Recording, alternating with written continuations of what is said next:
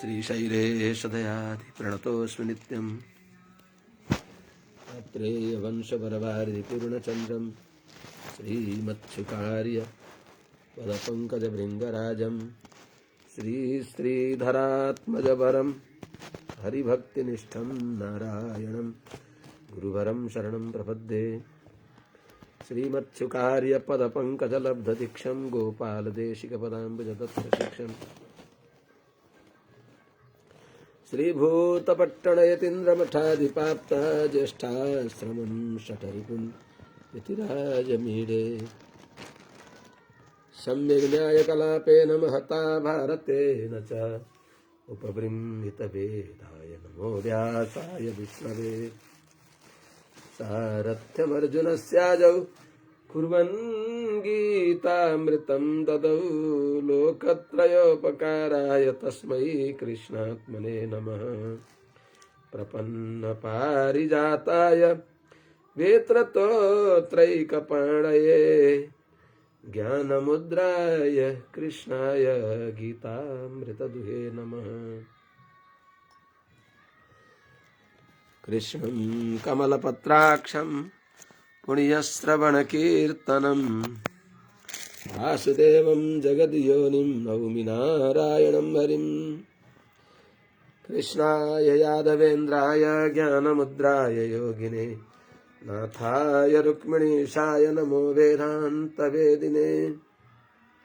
ज्ञानानन्दमयं देवं निर्मलस्फटिकाकृतिम् आधारं सर्वविद्यानां हयग्रीवमुपास्महे। यं प्रभ्रजन्तमनुपेतमपेतकृत्यं द्वैपायनो विरहकातराजुहाव पुत्रेति तन्मयतया तरवोऽभिनेदुस्तं सर्वभूतहृदयं मुनिमानतोऽस्मि। नीलातुङ्गस्तनगिरितटे सुप्तमुद्बोध्य कृष्णं पारार्थ्यं स्वं श्रुतिशतशिरः सिद्धमध्यापयन्ति। सोच्छिष्टायां सृजनिगलितं याबलात्कृत्य भुङ्क्ते गोदा तस्यै नम इदमिदं भूय एवास्तु भूयः। हरि ओं सहना भवतु सहनौ भुनक्तु सह वीर्यं करवावहै तेजस्विनावधीतमस्तु मा विद्विषावहै। हरि ओम शांति शांति शांति। जय श्रीमन्नारायण। शुभ प्रभातम। परम वंदनीय समस्त आचार्य चरणहरू, अनंत कोटि ब्रह्मांड नायक श्रीपति श्रीमन्नारायण भगवान, समस्त महाभागवत वृन्दहरू, परम भागवता भक्तिमती आमाहरू एवं समस्त सज्जन महानुभाव, आज धनुर्मास उत्सव को 8औं दिन भगवती गोदाम्बाजी को दिव्य अनुग्रह समस्त भागवत जनहरूले वैष्णवहरूले आफ्ना गृहाराधनामा दिव्य देवालयहरूमा अनुभव गरिबक्सिन्छ। हामीहरूको जो नित्य स्वाध्याय श्रीमद् भागवत महापुराण को त्यसका क्रममा सप्तम स्कन्धको 9 अध्याय हामीहरूले प्रहलाद स्तुतिलाई अनुसन्धान गर्दैछौँ। प्रहलादजीले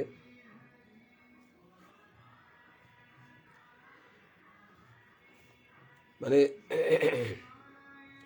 हे नारायण, हजुरको कृपा नभइकन कोही पनि यो संसार समुद्र तर्दैन। गजबसँग भनिबक्सिन्छ। हामीहरूले सप्तम स्कन्धको 9 अध्यायको 20औं श्लोकलाई अनुसन्धान गऱ्यौँ, 21औं पनि अनुभव गऱ्यौँ।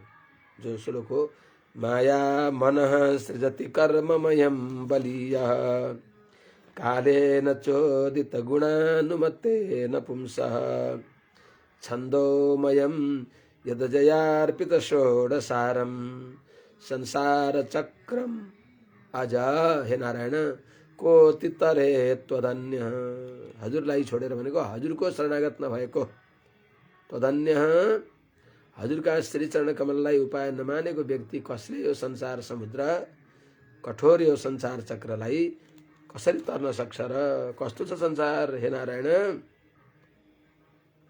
पुंसानुमतेन पुंसः अनुमतेन पुंसः पुंसोनुमतेन पुंसः भनेको हजुरको हे परम पुरुषोत्तम निरुपाधिक पुरुष हजुरको आज्ञाले हजुरको प्रेरणाले कालद्वारा हजुरको शरीर भएको कालद्वारा प्रेरित भएको छ गुण चोदित गुण प्रेरित भएको छ गुण जसको यस्ती जो हजुरकी माया हुन्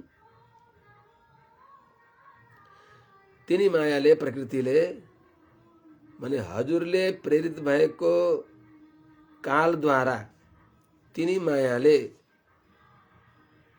कर्मले युक्त भएको कर्म प्रचुर भएको पाप र पुण्य कर्मले युक्त भएको त्यस्तो बलिय अत्यन्त दुर्जय पार हुन नसक्ने भएको जो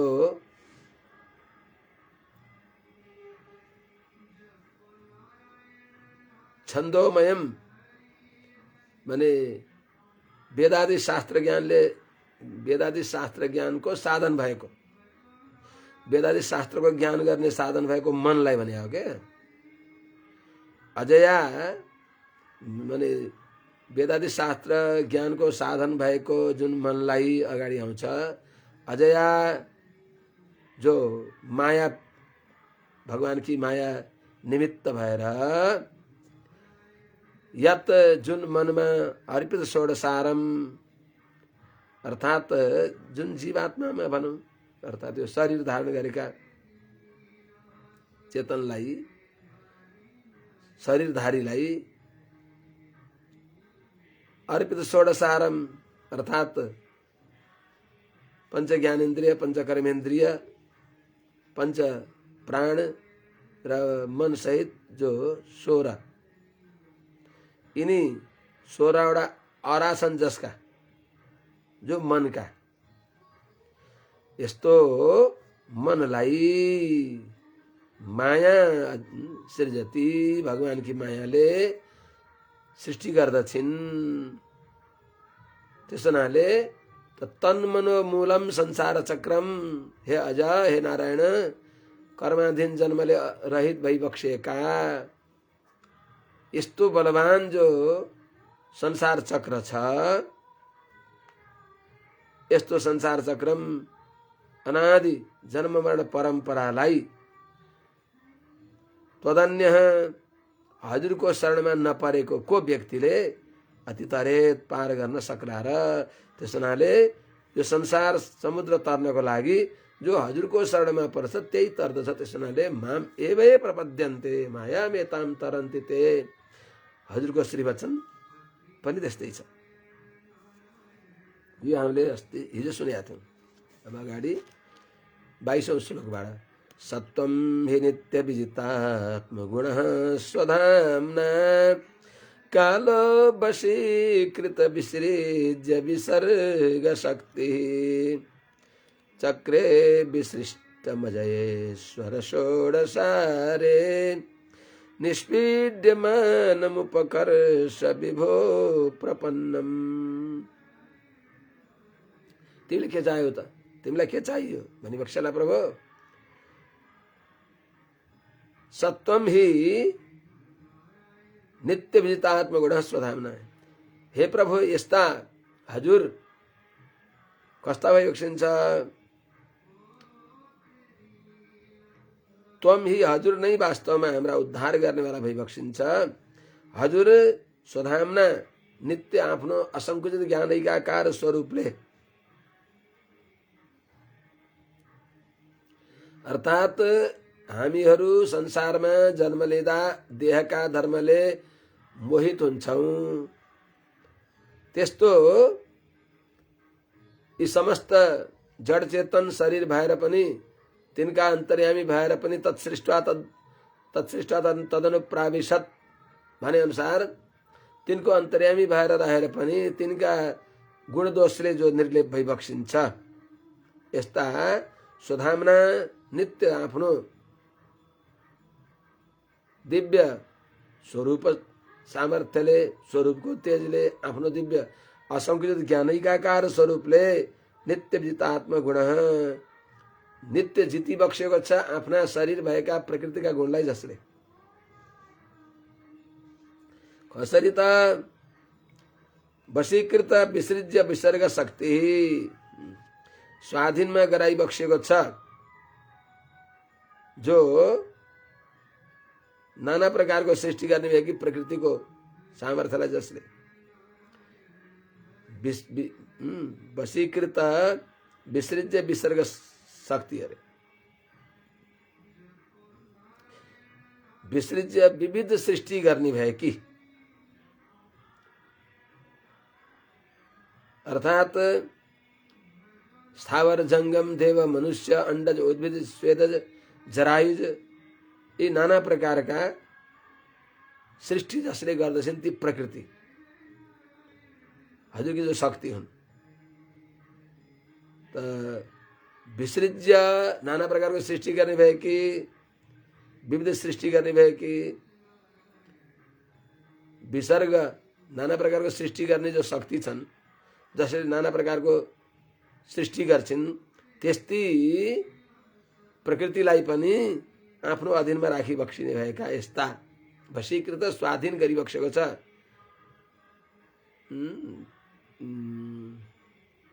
प्रकृतिम स्वामधिष्ठाय सम्भवाम्यात्ममाया सदैव स्वाधीन छिन् जसकी प्रकृति। यस्तो आफ्नो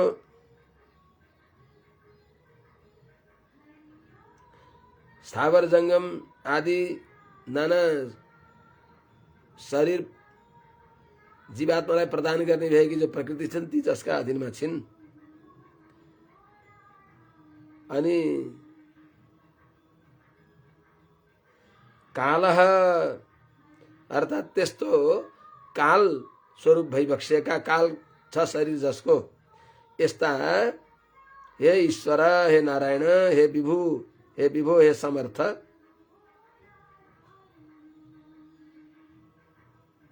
अजया षोडशारे चक्रे विसृष्टम। यस्ता हे नारायण तिमीलाई के चाहियो भने यक्षला अजया भनेको यस्ती बलवती हजुरकी मायाद्वारा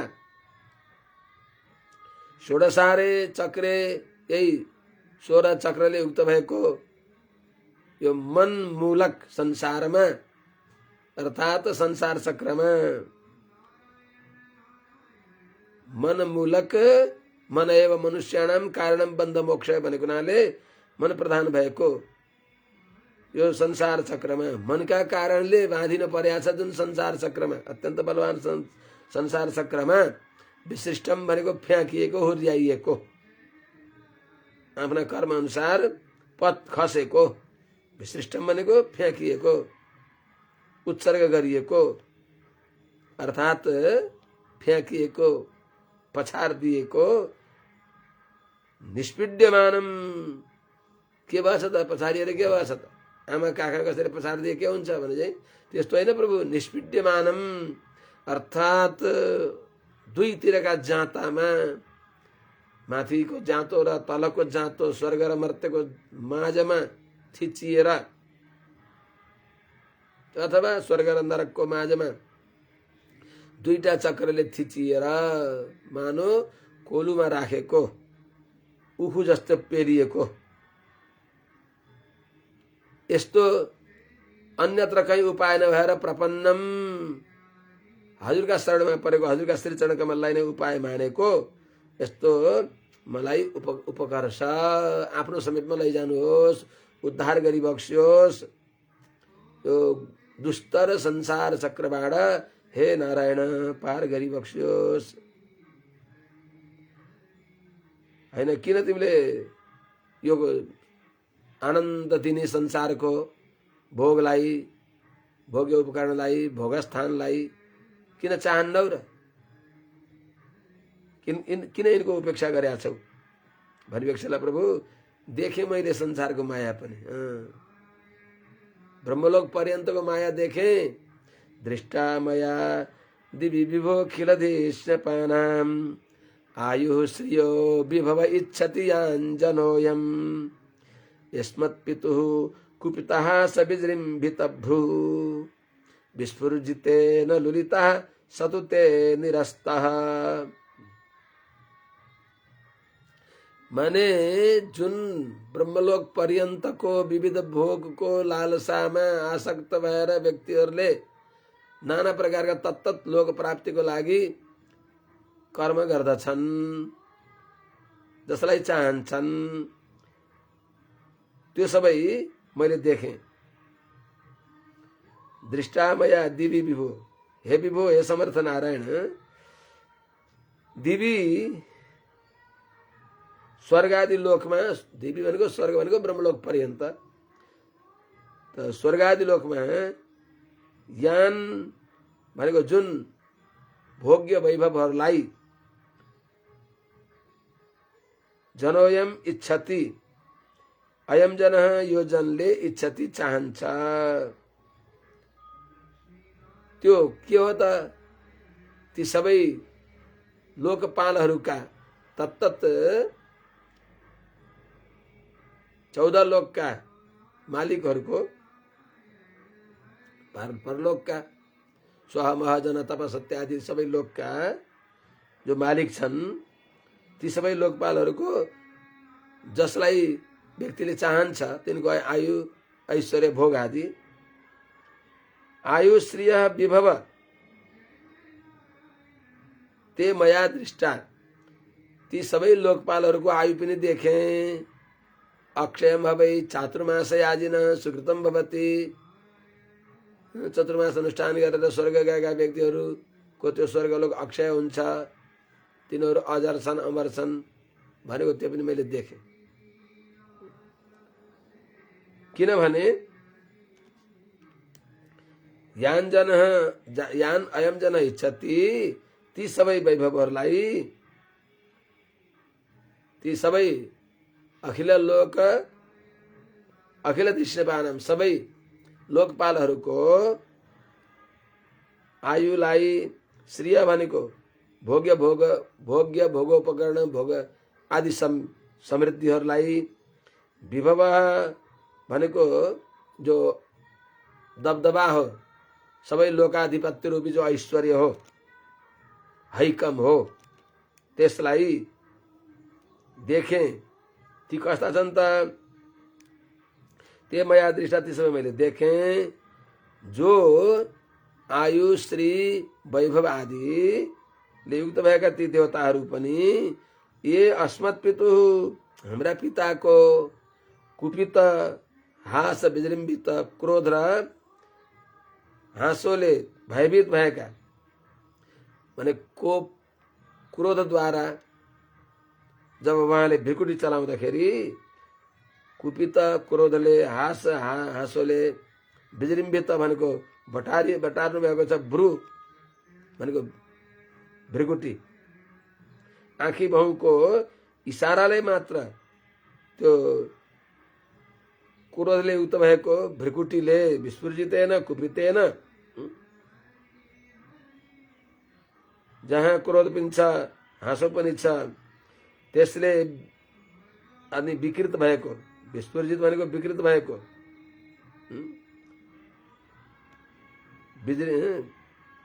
विजृम्भित भएको, विकृत भएको जो भूको भ्रिकुटीको विस्फुजित भनेको एउटा त्यसलाई इसारा गर्नले मात्र, त्यसमा संकोच विकासले मात्र विलुलिता, तिनीहरूको ऐश्वर्य काटियो, लुए छेदने। विलुलिता भनेको निरस्त भए, नष्ट भए। माने यस्ता शक्तिशाली हाम्रै पिताजी हुनुहुँदो रहेछ, जो सकल लोकपालहरूले चाहना गर्ने भएको त्यो ऐश्वर्य पनि उहाँले खोजिदिनु भयो, तिनीहरूको ऐश्वर्य नष्ट भयो। यदि तिनीहरूको ऐश्वर्य माने शाश्वत हुन्थ्यो भने गुफामा भागे देवताहरूको स्वाहालाई उसले हडप दिनुभयो अरू पिताजीले, पितृहरूलाई दिएको तीर्थ तिलाम्बु पिण्ड आदि सबै लिइदिनु भयो, अनि देवताहरूको लोक पनि खोजिदिएर सबै देवताहरू अदृश्य रूपमा गुफामा गएर बस्न बाध्य भए। त्यस्ता तिनीहरूको ऐश्वर्य पनि नित्य रहन्छ। त्यस्ता बलवान तिम्रै पिताजीको शरणमा परन्त सतुते निरस्तः। त्यस्ता मै ईश्वर हुँ, मै सर्वसमर्थ हुँ भन्ने मेरा पितालाई पनि, सबै देवतालाई जित्ने भएका मेरा पितालाई पनि ते त्वया निरस्तः भने हजुरले उहाँलाई पनि अनि अर्थात् निरस्त गरिदिई बक्स्यो, सबै शक्ति शून्य गराइदिई बक्स्यो, अर्थात् उहाँलाई नै वीरगति दिई बक्स्यो। त्यस हुनाले के त्यो स्वर्ग आदि लोकलाई के नित्य मान्ने त? त्यो श्रीलाई, वैभवलाई, आयुलाई के नित्य मान्ने त? हाम्रा पिताजीको क्रोधले मात्र नष्ट भयो तिनीहरूको ऐश्वर्य, तिनीहरू भागाभाग हुन पर्यो। त्यस्ता